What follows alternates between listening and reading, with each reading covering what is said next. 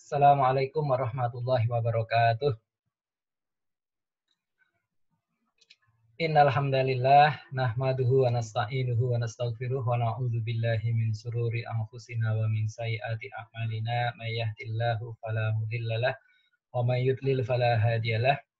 Asyhadu an la ilaha illallah wahdahu la syarikalah wa asyhadu anna Muhammadan abduhu wa rasuluh la nabiyya ba'dah.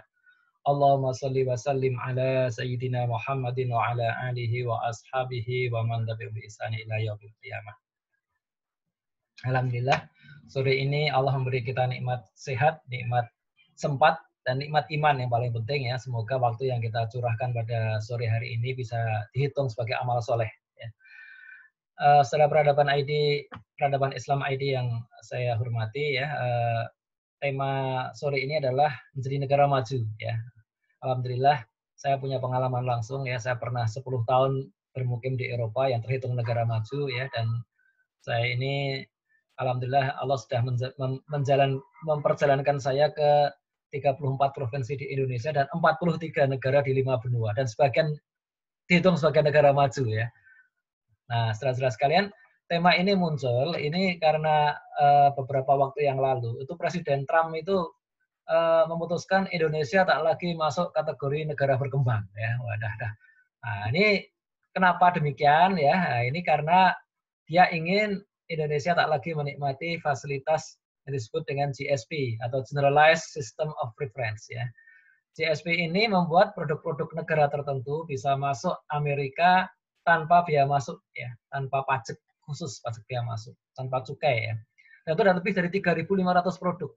Seperti misalnya sepatu ya, baju, tas ya, beberapa produk olahan juga ya.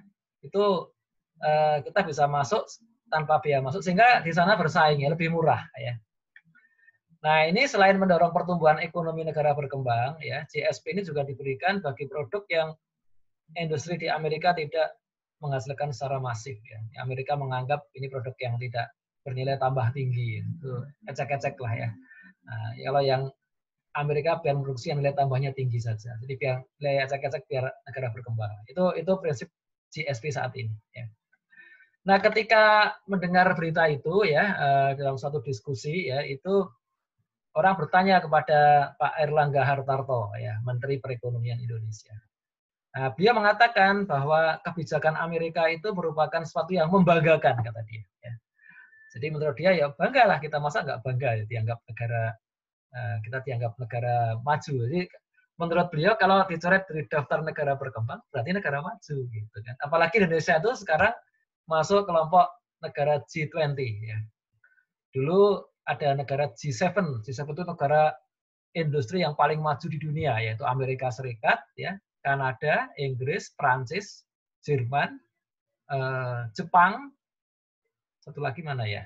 Kok di Amerika, Kanada, Inggris, Prancis, Jerman, Italia, ya, Jepang, ya, itu 7. Itu dari tahun 60-an tuh ya, 7 G7 ya. Nah, terus sejak ya mungkin 10 tahun terakhir itu diperluas jadi G20. Jadi nggak cuma G7 tapi di G20 ditambah negara-negara yang nggak masuk G7 tapi ekonominya besar ya, GDP-nya besar, dan itu 20 negara dengan GDP terbesar di dunia. Itu masuk negara G20. Indonesia masuk kita nomor 15 ya. Nah, ini bangga nih Pak Hartarto ini ya. Nah, kemudian ditambah purchasing power parity. Jadi purchasing power parity itu daya belinya ya. Jadi meskipun kita jadi sama-sama $1 di Amerika dengan di sini itu beda ya. Tukang cukur itu kalau di Amerika itu harganya $15 ya. Tukang cukur ya. $15 itu 200 ribu lebih ya. Kalau kita di sini tukang cukur Rp15.000 ya, itu dapat ya. Jadi kita meskipun penghasilannya agak setinggi Amerika, tapi daya belinya lumayan gitu lah. Ini dibanggakan oleh Pak Airlangga. Ya. Cuma dalam segi ekonomi sebenarnya ini berisiko ya. Jadi gara-gara dicoret dari daftar negara berkembang, dari daftar GSP ini, ya, defisit neraca perdagangan kita diperkirakan akan makin besar ya. Dan ya di antara negara lain yang dicoret itu juga termasuk Brazil, Cina, India ya. Gitu. Jadi Cina itu sebenarnya selama ini juga senang karena disebut negara berkembang. Padahal maju sekali. Cina tuh maju dibanding kita jauh lebih maju Cina daripada Indonesia ya. Meskipun belum merata ya, Cina kan besar sekali, penduduknya 1,5 miliar ya. Ini 3 foto ya. Jadi atas ini di Amerika ya, di Manhattan ya, di New York ya. Manhattan tuh elitnya elit ya. New York itu kota paling elit di Amerika dan Manhattan tuh kecamatan paling elit di New York kayak itu. Bayangkan ya, ini negara Amerika. Kalau ini Yordania ya, yang di bawah kanan Yordania ya, ini termasuk negara berkembang ya. Kalau saya pernah ke Yordania itu kayaknya masih majuan kita dibanding Yordania ya. Nah, ini yang negara yang paling tidak berkembang ya, itu Papua Nugini ya. Saya pernah ke sana ya. Papua Nugini itu negara yang luar biasa miskin ya. Nah, ini. Jadi sebenarnya kalau ECOSOC ya, Badan Ekonomi PBB itu membagi negara-negara itu dalam 3 kelompok ya. Negara maju atau developed countries ya. Ada negara berkembang ya, developing countries, dan negara kurang berkembang. Itu least developing countries ya. Itu yang dihitung itu ya Papua Nugini. Timor Leste itu masuk least developing countries ya. Karena dulu kalau tidak lepas dari Indonesia, Timor Leste masih developing ya. Sekarang dia least developing ya. Sangat miskin mereka ya saat ini ya. Jadi jangan merdeka tambah miskin nanti. Ya. Nah, ini pembagian ini biasanya berdasarkan faktor ekonomi dan budaya. Ya, jadi kalau kita bicara negara maju, biasanya kita bicara ekonomi maju dan budaya maju. Nah, oke, kita sekarang bicara ekonomi maju. Ya. Biasanya ya, cara awal mengenali maju tidaknya sebuah negara itu dari pendapatan per kapita. Ya, jadi GDP ya, satu negara dibagi jumlah penduduknya. Kita ini kalau dari segi GDP nomor 15 ya. Nomor 15 ya. Kita lebih banyak GDP-nya dibanding Singapura, dibanding Korea ya. Tetapi karena penduduk kita banyak ya, 270 juta, jadinya kecil gitu masalahnya ya. GDP kita kalah sama Singapura, sama Malaysia, sama Brunei itu kalah kita ya. Nah, jadi negara maju itu GDP per kapitanya itu di kisaran 11.000 dolar per tahun ya. Saya hitung sendiri 11.000 kali sekarang kursnya 14.000 ya. Nah, nanti bagi 12 bulan kira-kira berapa? Per orang ya. Nah, dan mereka itu mayoritas dari industri dan jasa, ya bukan pertanian. Kalau ada pertanian juga skalanya besar ya. Tapi di negara-negara maju itu jumlah orang yang mencari penghidupan di sektor pertanian itu sangat sedikit ya. Mungkin cuma sekitar 5% lah.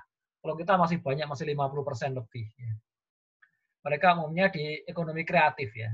Desain, ya paten, hak cipta software, dan sebagainya. Nah kita, kalau dengan patokan tadi 11.000 per tahun itu ya, mestinya tiap penduduk Indonesia berpendapatan, sudah saya hitung per bulannya, kira-kira 13,7 juta per bulan. Ya. Mantap ya. Jadi kalau kita punya, ya saya misalkan saya punya 1 istri dan 4 anak ya, itu mestinya penghasilan saya itu 13,7 kali 6 ya. Mantap nggak ya? Penghasilan di atas 70 juta sebulan, mantap gitu kan. Baru negara maju ini ya. Ini. Nyatanya kan enggak ya. Nyatanya kita enggak ya. Kita ini faktanya Indonesia ini sekarang pendapatan per kapita itu rata-rata ya itu cuma 3.500 ya. Jadi kira-kira cuma 30% ya. Cuma 30% dari minimum pendapatan negara-negara maju. Ya. Nah, tapi sejumlah negara penghasil minyak ya, pendapatan per kapita mereka tinggi, tapi juga tidak dihitung negara maju. Misalnya ini Brunei ya, ini foto saya waktu ke Brunei. Saya menyaksikan Brunei ini kaya, negara kaya. Dia pendapatan minyaknya besar ya. Dia lifting minyak dia itu sepertiganya Indonesia ya. Tapi penduduk dia itu cuma 300.000 orang. Ya. Kita 270 juta. Jadi penduduk dia itu 1/1000-nya kita kira-kira ya. 1/1000-nya kita, sementara minyaknya saja itu 1/3 kita. Jadi akibatnya seandainya orang Brunei itu tidur semua, itu tetap bisa makan. Gak usah kerja semua lah, semuanya dibeli aja lah ya, itu bisa makan. Ya. Nah, di sana itu penduduknya 300.000, 100.000 tenaga kerja asing, ya paling banyak Indonesia. Ya. Jadi kalau kita naik bis kota, ya itu penumpangnya, sopirnya itu semuanya orang Indonesia di Brunei itu. Kenapa TKI, tenaga kerja Indonesia di sana? Ya. Nah, ekonomi maju itu harus tercermin dalam standar kesejahteraan umum ya, terutama pendidikan, kesehatan, keamanan. Harus aman ya, sekolahnya harus bagus, semua orang punya akses, kesehatan gampang, semua orang sehat ya. Kemudian tingkat industrialisasi ya, industrinya cukup banyak ya. angka pengangguran rendah, harapan hidup panjang ya. Jadi kalau angka harapan hidup ala Nabi ya 63 tahun itu minimum gitu ya. Di negara maju itu rata-ratanya sekarang 78 sampai 82 ya. Laki-laki 78 tahun, perempuan 82 tahun ya. Rata-rata itu. Di sana orang yang lansia banyak ya. Kemudian infrastruktur merata ya. Sumber daya alamnya berkelanjutan ya, hutannya bagus ya. Airnya jernih gitu kan di sana ya. Air sungai itu jernih. Kemudian penguasaan iptek dan inovasi ini tinggi ya. Orang pinternya banyak. Kemudian mereka juga berinvestasi dan merencanakan masa depan ya. Mereka berpikirnya jangka panjang, tidak jangka pendek. Kita jangka pendek aja kita kan. Ya. Nah, jadi itu ciri-ciri ekonomi maju. Kemudian budaya maju. Ya, ini contohnya di gambarnya kelihatan ya. Ini di atas ini gambar sungai di Eropa ya, di Austria nih. Ini sungai Donau membelah kota Wina sepanjang 22 km. Sungai ini dibagi dua. Yang sebelah kiri ini untuk jalur pelayaran ya. Sungai Donau itu sangat panjang ya. Mata airnya di Jerman ya, muaranya di Turki ya. Sangat panjang itu ya. Nah, ini besar ya, lebarnya tuh yang sebelah kiri ini lebarnya kira-kira berapa ya? 400 meter mungkin ya, lebar sekali itu kapal-kapal tuh lewat ya. Yang sebelah kiri, yang sebelah kanan ya itu lebih hampir sama ya, disempit sedikit. Ini dipakai untuk rekreasi, jernih sekali airnya ya, jernih sekali. Ini 22 km dengan kualitas kolam renang ya, luar biasa ya. Nah, kalau yang sini memang agak keruh karena memang kadang-kadang ada lumpur yang terbawa itu kan kapal-kapal lewat. Di sini enggak, sih untuk orang main ski air, main berenang dan sebagainya ya. Contoh ini sumber daya alamnya dijaga betul ya, tidak ada kotor. Yang arus yang dipakai kapal pun nggak kotor ya, cuma lumpur aja, ya lumpur wajar lah. Kemudian ini di Jepang ya, ini kereta apinya juga bersih, rapi, orang mau antri ya, budaya antri itu luar biasa di Jepang ya. Ini sebagai contoh kecil ya. Nah, jadi ini faktor-faktor non ekonomi ya. Jadi budaya maju itu kelihatan dari menghargai waktu ya, menghargai ilmu ya, menghargai kebersihan ya, kemudian bekerja cerdas ya, tidak banyak orang dungu di sana ya, kemudian disiplin ya, menghargai kalau udah janji itu ya ditepati pada umumnya, kerjasama ya, minim korupsi ya. Nah, kemudian mereka juga terbiasa menggunakan transportasi umum yang tepat waktu. Jadi jadwal di Jepang itu kalau kita mau naik kereta ya, itu sebaiknya jam kita dipasin dulu. Kenapa? Karena interval kereta itu kadang-kadang cuma 2 menit sekali, 2 menit datang kereta lagi. Ya. Nah, itu kalau kita nggak pas, bisa saja kita naik ke kereta yang salah ya, kereta yang jurusannya beda, itu bahaya di Jepang gitu. Karena kita harus akurat ya. Dan kalau kereta sampai telat setengah menit aja mereka minta maafnya luar biasa. Ya. Nah, slogan mereka ya, kemajuan tidak dinilai dari banyaknya mobil pribadi di jalan raya, tapi kerelaan warga untuk menggunakan transportasi publik. Ya. Orang Jepang kalau mau semua orang bisa beli mobil dan mobilnya buatan mereka juga ya, Toyota, Honda, Suzuki buatan mereka juga. Tapi mereka tahu bahwa kalau itu dilakukan, itu jalanan akan padat, akan ada polusi dan penggunaan bahan bakar fosil akan semakin tinggi. Ya, seperti itu. Jadi mereka lebih berpikir masa depan. Ya. Di sisi lain, angka kriminalitas sangat rendah. Ya. Nah, ini karena penduduknya sudah tercukupi, tak banyak lagi pengangguran, dan mereka cerdas tadi. Ya. Jadi kalau kita ketinggalan tas, isi laptop sama HP di Jepang, insya Allah nggak hilang. Ketinggalan di kereta, ya. Saya berapa kali tuh ada teman itu yang ketinggalan kereta, ya buru-buru naik mau pulang, mau naik pesawat, tas yang isinya laptop sama handphone malah ketinggalan, coba. Apa nggak stres tuh ya. Tapi bisa didapatkan kembali ya, luar biasa itu. Demikian juga di Jerman, di Inggris dan sebagainya. Nah, kriteria mana yang digunakan untuk mengklasifikasikan negara berkembang atau tidak itu sebenarnya ya diperdebatkan lah ya, terutama kalau di perbatasan ya, Kak. Kayak Cina itu berkembang atau maju ya. Kalau menurut saya pernah ke Cina beberapa kali, saya bilang Cina negara maju ya. Tapi bagi orang lain mungkin enggak lah, Cina negara berkembang ya. Begitu. Ya mungkin ada provinsi-provinsi yang masih kelihatan negara berkembang. Cina kan besar sekali ya, penduduknya 1,5 miliar, ya, besar sekali. Kalau saya pernah ke Beijing, pernah ke Shanghai, pernah ke Hangzhou, itu memang maju ya. Tapi mungkin ada provinsi-provinsi yang disembunyikan ya, jauh dari orang berwisata ke sana itu mungkin masih berkembang ya. Nah, yang jelas usia negeri, kekayaan alam dan jumlah penduduk tidak menjamin kemajuan sebuah negara. Ya. Banyak negara yang lebih tua, lebih kaya alamnya lebih kaya ya, dan penduduknya lebih besar, ujung-ujungnya miskin. Kenapa? Salah kelola ya. Ini contoh nih. Ini di atas ini Yunani. Yunani itu negara di Eropa yang statusnya masih berkembang. Berkembang, bukan negara maju. Yunani. Saya pernah ke Yunani ya. Itu angka penganggurannya 30% Yunani, itu tinggi sekali ya. Dan ya situasinya kayak suasananya kayak di Indonesia gitu ya. Semrawut ya, pasar semrawut. Dan yang ajaib ya, itu di Yunani saya melihat motor-motor yang dipakai di jalanan itu motor buatan Indonesia ya. Ya. Astrea ya, Honda Beat itu banyak di sana itu ya. Demikian juga Mesir ya. Mesir ini luar biasa ya. Itu sudah negara tua ya. Yunani kan tua ya, seperti dulu ada Socrates itu Pak.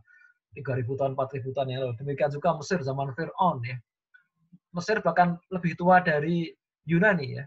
Karena dulu ketika Socrates datang ke Mesir, dia bilang, wah piramid ini udah tua sekali. Padahal Socrates juga ada 2.500 tahun yang lalu, tapi lebih tua lagi Mesir. Tapi Mesir sekarang bukan negara maju ya, Mesir negara berkembang sekarang ya. Semrawut sekali ya. Kalau kita kan Mesir itu, wah jalanan itu kayak apa tuh. Cina ini saya di tembok Cina ya. Cina tuh negara tua juga ya. Nah, Cina tuh umurnya sudah 2.500 tahun juga ya. Itu ya sekarang sudah maju kembali. Tapi saya tahun 2008 itu saya masih melihat tempat-tempat yang ya di luar Beijing itu yang masih berkembang lah, masih semrawut kayak kita gitu ya. Nah, India itu lebih berkembang lah ya. Bahkan di Delhi itu banyak pengemis, banyak tukang tipu juga banyak ya. Hati-hati kalau kita ke Delhi itu ya. Itu banyak seperti itu. Nah, yang di bawah ini ya di Inggris ya, ini di Newcastle ya. Kemudian ini di Jerman ya, ini di Jepang itu tidak dapat diingkari, ini semuanya negara maju ya, bersih, ya rapi, rakyatnya disiplin, ya aman gitu. Jadi kita kalau ke India jalan-jalan di pasar itu masih hati-hati, misalnya copet ada apa ini ya. Nah, sebenarnya kalau kita ke Jerman, ke Jepang itu kita merasa aman ya di sana ya. Padahal mereka bukan negeri Muslim ya. Nah, saudara lihat ini ada sebuah foto yang menarik ya. Ini foto ini di foto tahun 50-an ya mungkin ya. Albert Einstein masih hidup soalnya. Ini foto 27 orang ya. 26 orang di dalamnya itu pemenang Nobel Fisika. Hebat nggak? Ini foto paling cerdas yang pernah difoto orang di dunia ya. Orang cerdas semua. Pemenang Nobel Fisika nggak main-main. Ada yang saya hafal namanya ini Albert Einstein, terus ini Madame Curie ya. Madame Curie ini bukan orang Amerika ya. Kalau Einstein waktu itu tinggal di Amerika, tapi dia orang Yahudi Jerman ya. Curie ini orang Polandia, tapi menikah sama orang Prancis. Ya. Suaminya Pierre Curie ya, itu orang Prancis. Ya. Suami istri yang dapat hadiah Nobel, hebat sekali itu ya. Jarang-jarang tuh kayak gitu ya. Dan yang lainnya tokoh-tokoh hebat juga ya, orang Nobel Fisika semua. Nah, mengapa ini saya angkat? Karena ini ciri negara maju, yaitu iptek, inovasi, investasi. Ya. Kenapa? Karena ilmu pengetahuan dan teknologi itu dasar inovasi. Ya. Dan inovasi berpengaruh pada keberlanjutan ekonomi. Ya, daya saing ekonomi itu dari inovasi. Ya. Dan itu Amerika Serikat sudah mendapatkan lebih dari 100 tahun. Ya. Thomas Alva Edison itu menemukan lampu listrik itu sebelum abad 20 ya, abad 19 dia menemukan ya. Demikian juga Henry Ford menemukan mobil ya, mobil yang murah ya, itu juga itu. Jadi nggak ada negara maju tanpa inovasi. Korea Selatan sekarang maju juga karena inovasi ya. Nah, jadi banyak penemu ya di sana ya, seperti Thomas Alva Edison tadi ya, dan penemu pesawat ya Wright bersaudara ya. Kemudian sekarang ya hingga hari ini Amerika masih nomor 1 dalam inovasi. Ada Microsoft, ada Google, ada Facebook, ada YouTube, ada Apple, semua di Amerika ya. Yang menemukan Zoom yang kita pakai sekarang bukan orang Amerika ya. Cuma dia kalau nggak bekerja di Amerika, mungkin juga Zoom-nya nggak seterkenal sekarang. Orang Cina dia, orang Cina ya.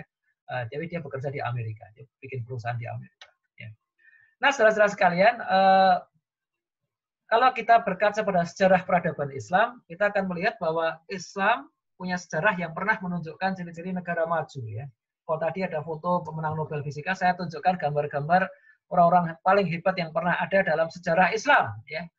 Nah, ini yang saya tunjukkan di kursor ini ya, ini adalah Muhammad Al-Khwarizmi. Dia peletak dasar aljabar. Ini dimuat di perangko Uni Soviet ya. Uni Soviet sekarang udah nggak ada ya. Dulu negara komunis adidaya ya. Dia untuk memperingati 1.200 tahun lahirnya Muhammad Al-Khwarizmi, huruf-huruf Rusia ya. Hebat sekali. Kita ini orang Islam malah ya, saya penggemar filateli ya, saya kolektor perangko ya. Itu seingat saya belum pernah ada perangko Indonesia bergambar Muhammad Al-Khawarizmi. Kalah kita sama Uni Soviet yang katanya komunis itu ya. Tapi menghargai ilmu pengetahuan. Nah, sampingnya itu adalah Ibnu Al-Haytham ya. Ini ahli fisika ya, fisika optika. Jadi kalau kita sekarang pakai kacamata, pakai laser pointer ya, itu jasa dari Ibnu Al-Haytham karena dia yang merumuskan cara kerja mata, cara kerja lensa ya. Di bawah ada tokoh-tokoh yang lain, ada Jabir Al-Hayyan yang peletak dasar kimia ya, Al-Khimya ya. Ini di sebuah perangko juga ya, ada Ibnu Sina, ada Al-Kindi ya. Di samping kirinya ini ada astronom ya, Qutbuddin As-Sairazi ya, dia peletak dasar teori heliosentris yang dibangun dari data ya. Karena Islam mengandalkan data ya. Di sebelah kanan atas ini ada Abu Qasim Az-Zahrawi, peletak dasar kedokteran bedah ya. Ini luar biasa ya. Di bawah ini Al-Jazari, ini gambarnya abstrak ya. Al-Jazari ini peletak dasar teknik mesin ya, roda gigi ya. Roda gigi itu mengubah translasi menjadi rotasi ya. Kemudian ini ada ya Abbas Ibnu Firnas. Ini yang meletakkan dasar terbang ya. Jadi kalau tadi saya cerita di Amerika itu ada Wright bersaudara yang membuat pesawat terbang itu dia hanya menambahkan mesin ya, sedangkan ilmu pesawatnya sendiri ya itu diletakkan oleh Abbas Ibnu Firnas ya, 1000 tahun sebelumnya ya. Nah, saya kira Wright bersaudara itu membaca tulisan Leonardo da Vinci. Di dalam tulisan Leonardo da Vinci ya itu ada gambaran tentang pesawat. Tapi Leonardo da Vinci mungkin pernah membaca kitab yang menjelaskan tentang Abbas Ibnu Firnas ya. Karena ini berkesinambungan begitu ya. Nah, saudara-saudara sekalian, jadi negara khilafah ya, negara Islam, peradaban Islam itu pernah menjadi negara paling maju di dunia ya. Karena begitu banyaknya. Jadi yang saya sebutkan ya sebagian kecil, nggak ada seper 10.000-nya juga nggak ada nih ya. Karena pernah ada sebuah kitab namanya Al-Fihris. Al-Fihris itu ditulis oleh Ibnu An-Nadim ya. Ditulisnya kira-kira tahun 1000 Masehi. Nah, Ibnu An-Nadim itu menulis buku yang terbit di tahun itu ya. Tahun dia menulis tahun menulis kitab Al-Fihris itu ya. Kitabnya itu 10 jilid ya, tebal gitu ya. Dan yang ditulis hanya judulnya saja, judul pengarangnya siapa, tinggal di mana. Itu saja 10 jilid ya. Itu luar biasa. Banyak sekali ilmuwan lain yang tidak begitu populer saat ini ya. Jadi kalau kita menggunakan kriteria negara maju tadi ya seperti ekonomi maju dan budaya maju serta iptek ya, kita tidak dapat mengingkari bahwa pada masanya negara khilafah itu negara yang paling maju di dunia ya.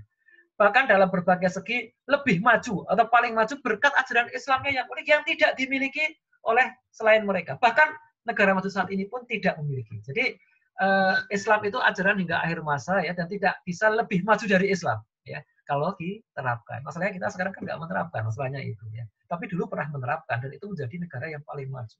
Ya, saya kasih contoh ya. Jadi gini, pada waktu Rasulullah mendirikan daulah di Madinah ya, itu tidak dari awal pendapatan per kapita tinggi. Jadi kalau mengklasifikasikan dari pendapatan per kapita pasti nggak masuk lah. Kita harus sederhana waktu itu ya. Iptek dan inovasinya juga sederhana. Kalahlah sama Persia, kalah. Sumber daya mereka juga terbatas ya. Kalau dibandingkan dengan kekaisaran Romawi atau Persia, ini belum ada apa-apanya. Nggak ada apa-apanya tuh ya. Bahkan ketika Rasulullah wafat pun tuh belum ada apa-apanya. Ilmuwannya siapa? Ya, paling Salman Al-Farisi paling. Nggak ada yang lainnya. Itu juga kebetulan karena Salman itu sudah sebelum dia datang ke Madinah, sebelum masuk Islam sudah insinyur dia. Ya.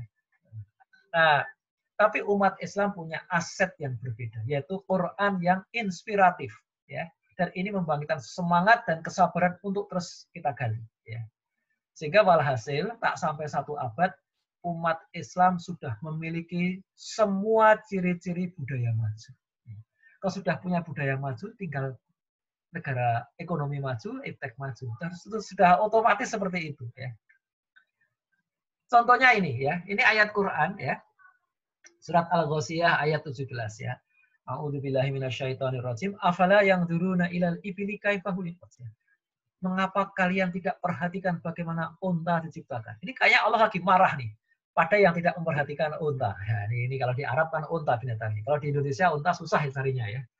Kalau di kita ya mungkin lihat binatang yang lain lah, yang lazim ya. Apa ya? Kita yang di sekitar kita ada biasanya apa? Biasanya ayam, misalkan ya ayam. Ya. Kalau di desa mungkin kambing masih banyak ya. Mungkin kalau kambing ya diganti kambing. Tapi ini sebagai simbol ya. Kemudian wa ilas sama ikai farubat, dan langit bagaimana ditinggikan. Ya Allah memarahi kita nih. Kenapa kalian tidak memperhatikan langit? Bagaimana Allah meninggikan langit ya? Wa ilal jibali kaifa nusibat ya. Dan gunung bagaimana dipancangkan ya. Wa ilal ardi kaifa sudihat, dan bumi bagaimana dihampar. Jadi ini dorongan sebenarnya ya, sebenarnya syariah untuk mengkaji alam semesta ya, untuk menghasilkan sains ya. Inilah ya. Maka kemudian di samping ayat banyak yang lain ya, misalkan Islam mensyariatkan supaya kaum muslimin itu sholat 5 waktu dan disegerakan ya. Jadi kalau sudah masuk ya lebih baik di awal waktu ya. Jadi kita diajari menghargai waktu. Jadi kalau ada orang biasa sholat 5 waktu berjamaah apalagi di masjid ya, tapi kok kalau janjian suka telat itu sholatnya agak ada masalah itu sholatnya. Dia nggak bisa mendapatkan hikmahnya dari sholat 5 waktu itu ya. Kemudian juga Islam memerintahkan untuk memburu ilmu di segala kesempatan ya. Utlubul ilma minal mahdi ilallah. Thalabul ilmi faridatun ala kulli muslimin wal muslimat ya. Utlubul ilma walau bisyim ya. Jadi segala macam. Jadi kita diminta untuk memburu di setiap kesempatan ya. Kenapa? Karena ini bagian dari ibadah ya. Dan syarat amal untuk mewujudkan umat terbaik. Kita ada ayat ya, surat Ali Imran, kuntum khaira ummatin ukhrijat linas. Sekarang itu umat terbaik yang dihadirkan ke tengah manusia. Terbaik itu dalam segala aspek ya. Terbaik fisiknya, terbaik akidahnya, imannya, terbaik ilmunya, terbaik hartanya. Ya. Jadi tidak kemudian wah ya kita cukup iman. Enggak ya. Bagaimana dulu Rasulullah mengatakan ya, la fatahna Konstantinia ya, akan ditaklukkan Konstantinopel ya. Fala ni'mal amir amiruha fala ni'mal jais dalikal jais. Itu sebaik-baik pemimpin adalah yang masuk Konstantinopel, yang menaklukkan Konstantinopel. Sebaik-baik pasukan adalah yang masuk Konstantinopel. Dan itu berarti apa? Mereka harus jadi pasukan terbaik, jadi pemimpin terbaik. Makanya Muhammad bin Murad ya, yang kemudian diberi gelar Muhammad Al-Fatih, itu serius itu. Ya. Dan sejak muda itu, wah, badannya dibinanya habis-habisan ya. Dia lebih banyak naik kuda daripada tidur ya. Kemudian dia juga tidak pernah sejak balik tidak pernah ketinggalan sholat berjamaah, tidak pernah ketinggalan takbiratul ihramnya, coba bayangkan. Tidak sekedar sholat berjamaah tapi nggak ketinggalan takbiratul ihramnya. Ya.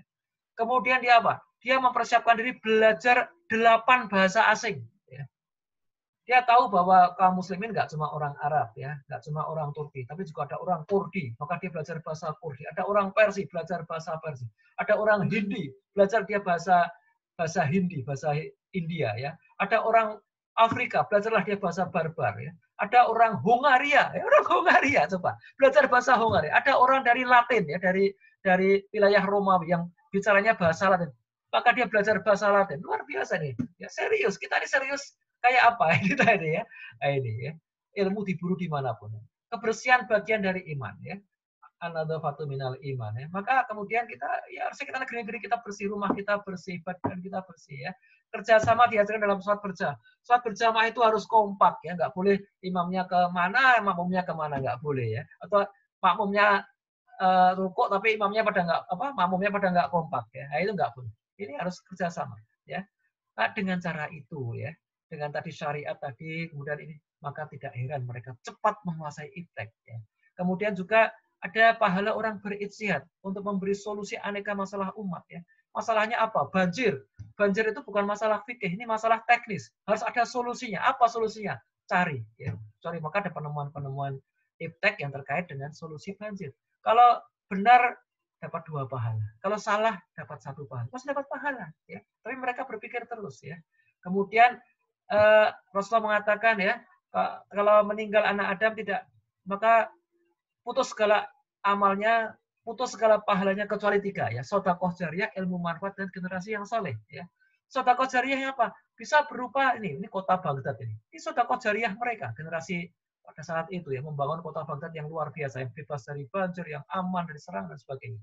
kemudian ilmu yang manfaat ya, menghasilkan ilmu tidak ada habisnya. Tadi Al-Khwarizmi menemukan aljabar, siapapun pakai aljabar, sekalipun orang kafir, itu orang kafirnya nggak dapat pahala, tapi Al-Khwarizmi dapat pahala. Luar biasa coba ya.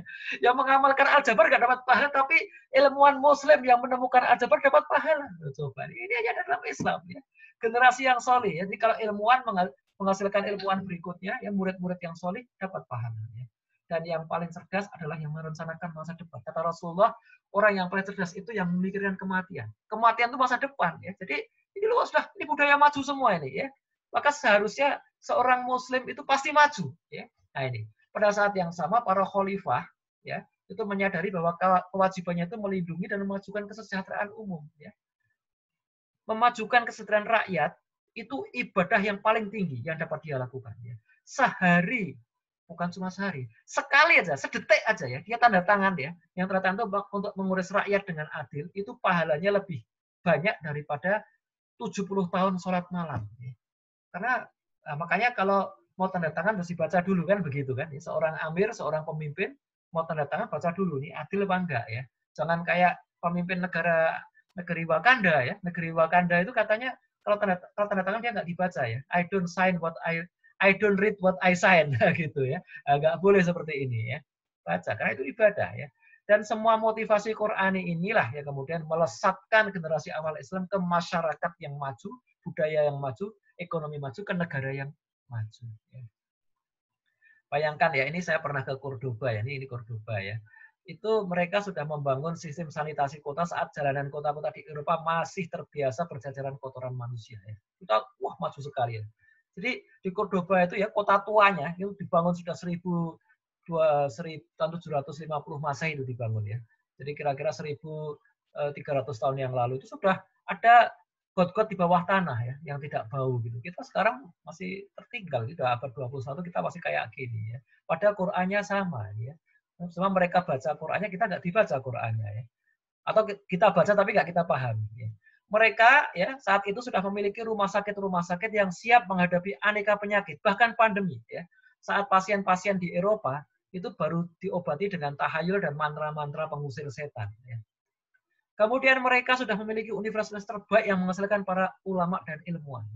Saat di Eropa, para ilmuwan masih dikejar-kejar dengan tuduhan penista agama. Mungkin saudara belum tahu ya, ada seorang paus namanya Gerd de Aurillac. Gerd de Aurillac itu orang Prancis yang pada tahun 1000 berapa itu jadi paus dia di Roma. Ya. Dia itu bangga sekali karena dia pernah kuliah di Cordoba. Pernah belajar aljabar di negeri muslim. Bayangkan ya, seorang paus itu ya, pimpinan tertinggi dunia Kristen saat itu ya, itu. Ya, karena kita universitas tertua di dunia itu ya, dua yang paling saat ini masih ada tuh satu di Fes ya di Tunisia dan satu di Mesir ya. Tertua itu ya. Universitas Al-Qarawiyyin dan Universitas di Al-Azhar ya. Yang tertua di Eropa itu adalah Bologna ya. Bologna itu di Italia itu 1200 Masehi ya. Itu lebih tua lagi ya. Nah, bahkan tak cuma dalam kemajuan material, dalam teknologi ya. Kemajuan di atas dicapai di atas akidah Islam itu juga tampak dalam capaian-capaian sosial. Masyarakat yang egaliter, tidak ada rasisme ya, tidak ada kelas sosial yang begitu nyata ya. Amerika Serikat yang katanya negara maju itu belum selesai dengan rasisme ya. 2 minggu yang lalu ada seorang bernama George Floyd ya, orang kulit hitam yang sampai meninggal ya karena mendapatkan kekerasan dari seorang polisi kulit putih sehingga timbul kerusuhan di Amerika yang luar biasa. Ya, gara-gara $20 penjual warung menuduh dia pakai uang palsu. Ternyata bukan uang palsu, tapi karena pemilik tokonya orang kulit putih yang beli orang kulit hitam ya dia sudah ada itu. Islam sudah menghapuskan rasisme sejak awal ya. Rasulullah sudah nggak ada tuh persoalan rasisme itu ya. Jadi sana masih ya. Kelas sosial juga masih ya, orang kaya melihat orang miskin itu takut ketularan lah, takut ini takut itu ya. Padahal Islam ada syariat zakat, syariat sedekah yang nggak ada pada kebudayaan mereka ya. Bahkan terhadap pemeluk agama lain saja ada standar perlakuan yang adil ya, yang nggak bisa diubah oleh siapapun. Rasulullah mengatakan barang siapa menyakiti ahlul dhimah ya. Ahlul dhimah itu non muslim yang menjadi warga negara Islam. dia sama seperti menyakitiku, kata Rasulullah. Ini luar biasa. Ini nggak ada di ajaran manapun ya. Nggak selesai, negara-negara sana nggak selesai. Ya. Ini ada dalam Islam. Dan kemajuan sosial ini juga tercermin dalam sistem keluarga, ya, dalam sistem mahram, sistem nasab, sistem waris. Sehingga orang itu tidak hidup sendirian. Dia ada jejaring sosial dari keluarga kekerabatan ini. Ya. Itu yang membuat tatanan masyarakat yang kuat dan berkelanjutan. Ya. Ini adalah sebuah gambar yang menakjubkan ya. Ini gambar kota Athena yang dilukis oleh Edward Doppel, orang Jerman, tahun 1800-an ya. Dia meninggal 1832 ya. Jadi mungkin tahun 1800. Dan saya pernah ke kota ini ya, ke Athena ya. Tempat ini sudah berubah, tapi hal yang menakjubkan di gambar ini masih ada. Yaitu di sini ada menara masjid ya. Menara masjid, ada gereja tidak jauh dari sini, ada sinagog ya. Tempat ibadah agama Yahudi, dan di atas sana, di atas bukit ada kuil Yunani kuno. Mengapa ini menarik? Karena Martin Luther itu pendiri agama Kristen Protestan. Dia mengatakan ya, di Athena Yunani itu contoh toleransi agama bagi Eropa. Martin Luther itu kan dimurtadkan oleh gereja Katolik. Dia sebelumnya seorang pendeta Katolik, seorang pastor, ya, tapi kemudian dia melakukan koreksi-koreksi pada agama Katolik. Akhirnya dia dianggap murtad, dia keluar, terus dia mendirikan agama Kristen Protestan, orang-orang Kristen yang protes, Protestan Katolik. Nah, itu gara-gara itu sempat perang gitu. Protestan dan Katolik sama-sama Kristen itu ya. Itu perang katanya hampir 30 tahun tuh perang di Jerman itu ya. Jerman itu terbelah ya, sebelah utara itu Protestan, yang sebelah selatan itu Katolik ya, hingga hari ini. Ya. Nah, ini dia heran ya, di dunia negeri Muslim itu nggak ada masalah kayak gitu. Ya. Mereka hidup tertib karena apa? Karena aturan Islam. Nah, kemajuan dalam aspek sosial insaniah dan dalam spiritual ruhiyah ini yang tidak didapat di negara maju yang lain saat ini. Dan itulah tugas kaum muslim. Itulah kenapa kita harus mewujudkan kembali. Kenapa ada ayat kuntum khaira ummatin ukhrijat linnas. Kalian adalah umat yang terbaik yang dihadirkan ke tengah manusia. Nah, inilah saudara-saudara sekalian sebagai pemantik diskusi sore hari ini ya. Mudah-mudahan kita bisa kembangkan lebih jauh. Mungkin dari saya cukup sekian. Billahi taufiq wal hidayah. Assalamualaikum warahmatullahi wabarakatuh.